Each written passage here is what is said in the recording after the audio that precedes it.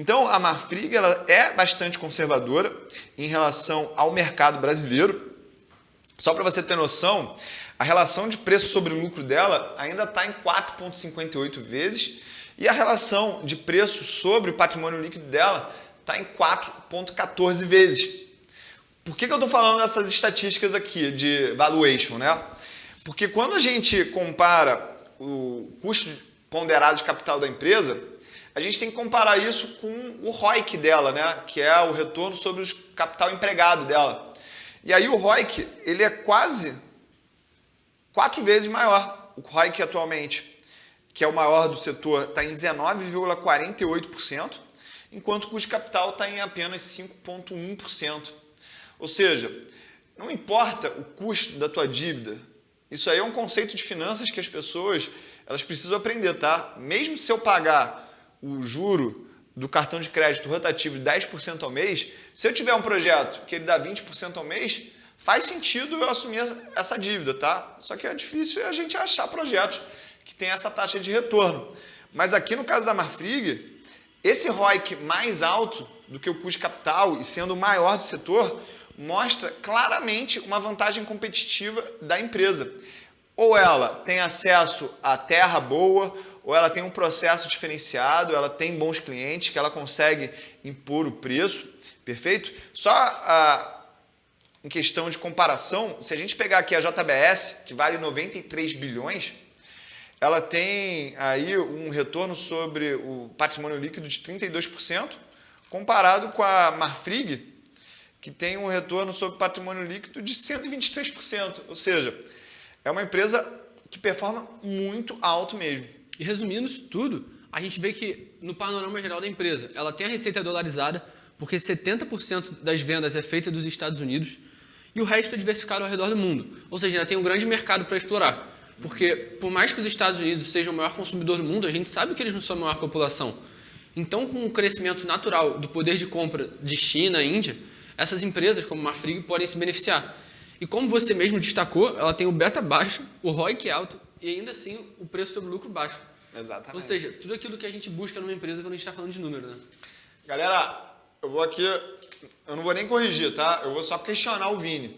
Porque ele falou aqui de China e Índia e realmente, dentro da narrativa que está sendo construída, com base aí de que a demanda por carne vermelha vai aumentar muito, tem uma questão China, mas tem a questão Índia também, né? Porque a Índia é o maior produtor de carne bovina do mundo, só que a vaca é sagrada lá, então eles não podem comer. Eles têm o maior rebanho, no caso. Eles têm o maior rebanho, mas eles não são consumidores de carne de vaca, de boi, né? E aí isso fica estranho, porque... Paradoxal. É paradoxal, né?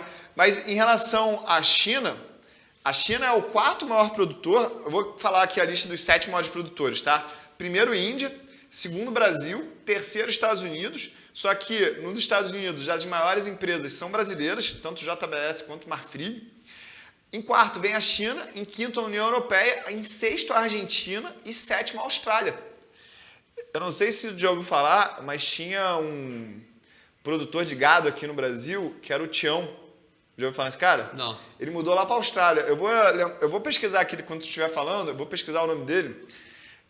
Que esse cara foi para a Austrália e se tornou um dos maiores produtores de gado da Austrália. Eu não sei se vocês sabem também que as empresas de frigoríficos de gado, elas são lá embaixo, em SG, né? Para quem não sabe, explica aí para a galera o que é SG, Vini. A sigla SG traduz Environmental, Social and Governance, ou seja, a empresa que tem preocupação com o meio ambiente, com a governança e com o social. Então, basicamente, seriam as empresas que estão bonitinhas, estão verdes para o futuro. Que, inclusive, a gente já fez um podcast sobre esse tema. E a própria Marfrig, ela é péssima, se a gente for olhar desses fatores.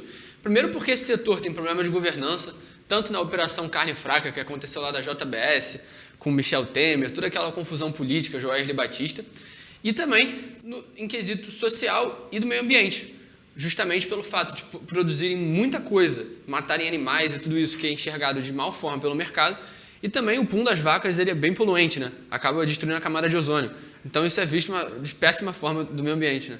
Total. E talvez esse seja um dos motivos pelos quais essas empresas continuam baratas, mesmo a gente falando aqui há quase um ano já. porque muitos fundos que entraram nessa tendência de fazer investimentos de impacto ambiental, eles simplesmente não podem comprar ações dessas empresas. E aí, como no final das contas o preço é reflexo de oferta e demanda, não está tendo uma demanda tão grande, né? Consegui aqui levantar informações sobre o Tião. O nome dele é Tião Maia, beleza? Ele foi um pecuarista que nasceu em 1º de janeiro de 1916 e morreu em março de 2005. E eu vou contar aqui um pouquinho só da trajetória dele, tá? Então ele ganhou fama por gerir os seus negócios a partir da cidade de Araçatuba. Primeiro grau incompleto, tornou-se conhecido aí pelo espírito empreendedor. E quando ele estava em 1952, já era um homem, estava com 36 anos, minha idade, foi para a Austrália, vendeu tudo aqui no Brasil, foi para a Austrália, ele arrendou imensas propriedades para a criação extensiva de gado, desenvolveu a pecuária de corte naquele país, onde novamente prosperou e foi dono de milhares de cabeças de gado e de grandes fazendas que somavam mais de 1 milhão de hectares. Chegou a ter 170 mil cabeças de gado em fazendas australianas. Nos Estados Unidos, ele passou a ser chamado o Barão do Gado, acusado pelo governo australiano de concentração de terras e de prejudicar a reforma agrária do país. Mudou-se para os Estados Unidos, onde também foi bem sucedido investindo milhões de dólares, em especial no mercado imobiliário de Las Vegas. Em 88, ele sofreu um aneurisma que deixou sequelas na memória e ele voltou ao Brasil para viver recluso num apartamento na capital paulista. Não se recuperou, apesar de fazer longas sessões de fisioterapia e de fonoaudiologia. Foi sucedido aí na administração do seu império pelo sobrinho Aramis Maia Patti e morreu aí aos 89 anos, né? Então, galera, vocês veem aí que o Brasil ele tem um certo histórico nessa indústria mundialmente, que hoje em dia é liderada pela família Batista aí, que a gente já viu grandes motivos de polêmica, né? Porque os caras eram... Lava Jato era os caras da JBS, muita coisa ruim. Eu não lembro, olha só como é que passa o tempo, né? Já passam 4 anos já do Wesley Day. A Marfrig, ela foi acusada de alguma coisa, tu lembra? Cara, que eu saiba não. Eu acho que foi o principal JBS, por causa da ligação do Joesley com o Temer. Aí era depois, carne de papelão. Carne de papelão, que foi carne fraca, né? Muita coisa ruim aconteceu com esse setor e se tornou uma grande oportunidade aí para quem teve sangue frio e não misturou emoção ou idealismo político com lucros, né? Acho que a Vale é outro exemplo disso também, que acabou sendo misturado aí com política, tragédia, e quem teve paciência, soube analisar a empresa, acabou tendo um bom retorno. Total. Fechado? Só pra gente passar aqui também, fala aí, Vini, tu tá com a lista fala os 10 maiores consumidores de carne aí pra galera do mundo. Cara, o líder acaba sendo os Estados Unidos, o que já era de pressupor, já que é uma das maiores repúblicas aí do mundo. Depois vem a Austrália, a Argentina e na frente do Brasil a gente ainda tem Israel, o que eu particularmente não esperava. Depois Brasil, Nova Zelândia, Chile, Canadá, Rússia e Reino Unido na 10ª posição. Acho que a gente vê que está desproporcional a população aí, porque o Brasil era para estar na frente de Israel e da Argentina, por exemplo. Não, é que tu fez aqui o ranking per capita, né? Não, dos consumidores mesmo. Não, tá aqui, ó. Por habitante. Per capita, 101. Então, com o aumento do poder de compra dessas populações, em tese, os países com maior população iam ultrapassar nesse ranking. Sim.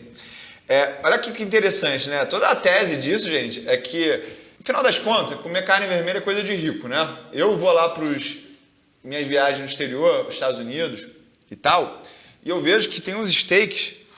Aquele turco, né, que faz o South Bay, ele é um exemplo de como é que a carne vermelha está virando um produto da elite. Assim como o caviar ficou conhecido.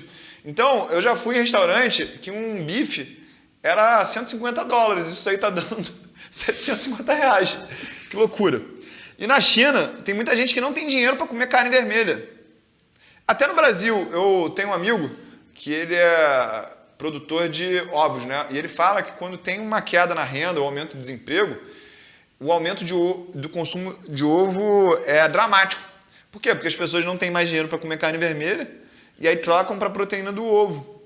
Então, conforme a população chinesa vai enriquecendo, vai cada vez mais pessoas tendo capacidade de consumir carne vermelha e a demanda vai aumentando. Só que a oferta, como o Vini falou, ela está cada vez mais cerceada, está cada vez menor. porque é ativismo social para não fazer desmatamento, para ter pasto. Agora que a soja e o milho estão bombando também, o agricultor ele fica se questionando, pô, vou criar gado ou vou plantar soja, vou plantar milho. Então é uma concorrência. Nos últimos 12 meses, sabe quanto aumentou o preço da cabeça de gado? Quanto? 12%. 12% aí? Que loucura. Então, esse tipo de coisa vai fazendo com que o preço do gado aumente. E o custo de produto vendido da Marfrig, em cima disso, subiu 28,7%. Ou seja, a empresa teve que diminuir um pouco da margem justamente porque, tá tendo mais custo para conseguir produzir a mesma coisa.